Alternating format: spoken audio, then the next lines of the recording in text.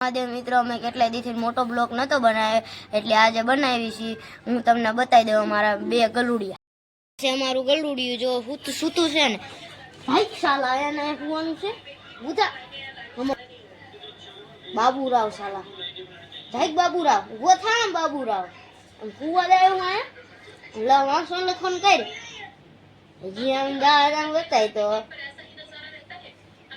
ઊભું થા. કાકાના ઘરે જાઉં છું, મારા નાના ભાઈને બોલાવા, પછી અમે બોલાવીને આવશું એટલે દડા બેટ રમશું. હાલો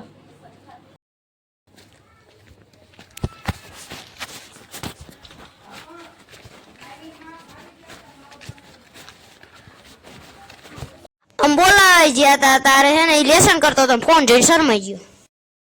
હવે મારો ભાઈ લેસન બતાવીને આવી ગયો હે તે હવે બે જડામાં દડે બેટ રમવામાં શક્ય નથી એટલે અમે જઈએ અમારા નવા ઘરે બનાવ્યું હોય ને તે ધાબા વાળું તમને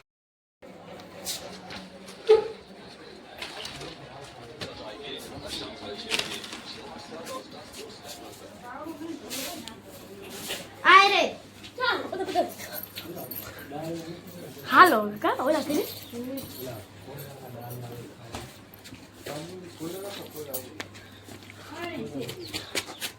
હું નવા ઘરે જવાનો રસ્તો બતાવી દઉં. જો આ અમારું આગળ ટ્રેક્ટર આવે છે.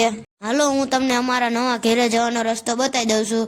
આ જો અમારો માર્ગ જાય છે અને આગળ એક ડેલો આવે છે, એનું પરદાદાનું હે જૂનું તાળું છે. હું તમને બતાવું. હાલો આ છે અમારું જૂનું પરદાદાનું તાળું. જુઓ તમે આ ડેલો કેવો છે કોમેન્ટ કરજો. હા જો અમારું એક વાવણિયું પણ અહીંયા પડ્યું છે અને ટ્રેક્ટરનું વાવણિયું પણ પડ્યું છે. એને બધા સાધન પણ પડ્યા છે, મૂકવાની જગ્યા પણ છે. અહીંયા ટોલી પણ આવી જાય છે. હું તમને બતાવી દઉં. આ છે મારા દાદાની જૂની સાયકલ. જુઓ દાદા પાસે એને સાયકલ એક સાધન નતું ને ત્યારે એને આનથી સાયકલ લઈને એને ખેતર જતા હતા. જુઓ જેવી છે. પેલા આકડીઓ ખોલ્યો, પછી તાળું ખોલ્યું, પછી હાકર કાઢી અને પછી જોયું તો અંદર બેઠો અંધારામાં બાગડ વીળ્યો તો અમે બીક લાગી જાય તો અમે ફટાફટ કરી લાઈટ ચાલુ. લાઈટ કરીને જોયું તો આગળ બિલ્લાએ બધું ઉથલ પાથલ કરી નાખ્યું. પછી અમે બે આગળ હાલ્યા ગયા બીક ન લાગે એટલે. તમે જોવો પછી સીડીએ ચડતા અમે લાઈટ કરી નાખી બીક ન લાગે આગળ બિલ્લાને. અને પછી પ્રકાશ જોઈને આગળ દોડતા ગયા. આગળ ઉપર ચડી ગયા તારે યાદ આવ્યું કે ચાવી તો નીચે ભૂલી ગયા. પછી ચાવી લેવા મારા નાના ભાઈને મોકલો તા. પછી રહીને આવ્યો ચાવી લઈને થાકી ગયા. પછી તાળું ખોલ્યું પછી હે ને આકડીઓ ખોલી નાખ્યો ને પછી હવરે એકદમ ધક્કો માર્યો ને ખુલી ગયો. જુઓ તમે. અને પછી બીજું બારણું નીકળ્યું તે બીજું બારણા ખાલી હવરે જીવન ભાઈ હવરે એકદમ ધક્કો એટલે આકડીઓ ખોલ્યો. પછી લાઈટ કરી, પછી એને લાઈટ ચાલુ કરીને પછી જોયું કે આ મંદિર હતા. મંદિરિયામાં દીવો પેલા પગે લાગી લીધું, પછી દીવો કર્યો અને પછી મારા ભાઈએ કર્યો બારી ખોલી બાલ્કની ખુલ્લી જ નહીં. પછી મારા ભાઈ એક પાટું માર્યું તો ખુલ્લી જાય. તમે જો અમારા નળિયા ન્યાયથી દેખાય ખુલ આ ભાઈ એક પાટે ખોલી નાખી. પછી જો આખું ગામ દેખાય ન્યા. જો બાજુવાળા ધાબુ બનાવ્યું તો એ દેખાય છે. તારે એ કહે જુઓ તમે સરખી રીતે જોઈ લીધું. ભાઈ હું વિડીયો ઉતારતા હતા તારે મેં દીવાય હોત કરી નાખ્યા હતા. પછી આયા એ ભાઈ અગરબત્તી હું હળગાવતો હળગે જ નહીં. પછી અગરબત્તી હળગાવી અને પછી હળગાવ્યું ને તોય ઘડીક ન હળગ્યું. પછી સળગ્યું અને પછી પગે લાગી લીધું.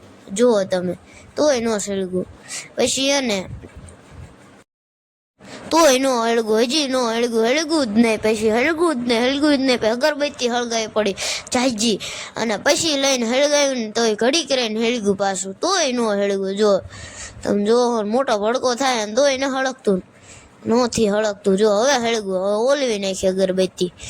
પણ પાછું અગરબત્તી નહોતી હરખી થઈ એટલે પાછી હળગાવી ઊંધી રાખીને તો આટલો મોટો ભડકો થઈ ગયો અને પછી ઓલી કરી નાખી ઓલવી નાખી બધે ધૂપ દઈને પછી પાછું પગે લાગી લીધું ખોપ નાખી અને અગરબત્તી ખોપીને પછી પગે લાગ્યું અને પછી છે ને હું તમને અમારું ધાબુ પણ બતાવી દઉં ભગવાનના આશીર્વાદ હાલો હું તમને બતાવી દઉં મારું ફોર્મ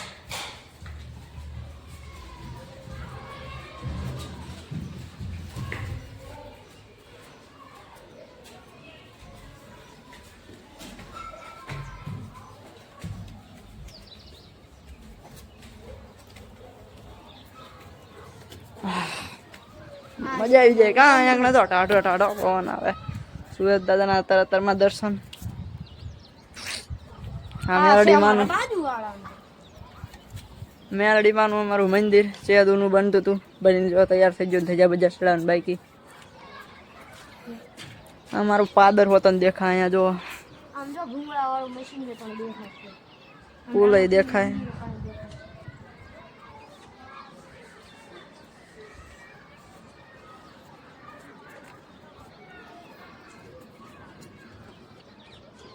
હવે અમારો બ્લોગ પૂરો થઈ ગયો છે અમે હવે વિદાય લઈએ છીએ હવે લાઈક શેર સબસ્ક્રાઇબ કરી દેજો હાલો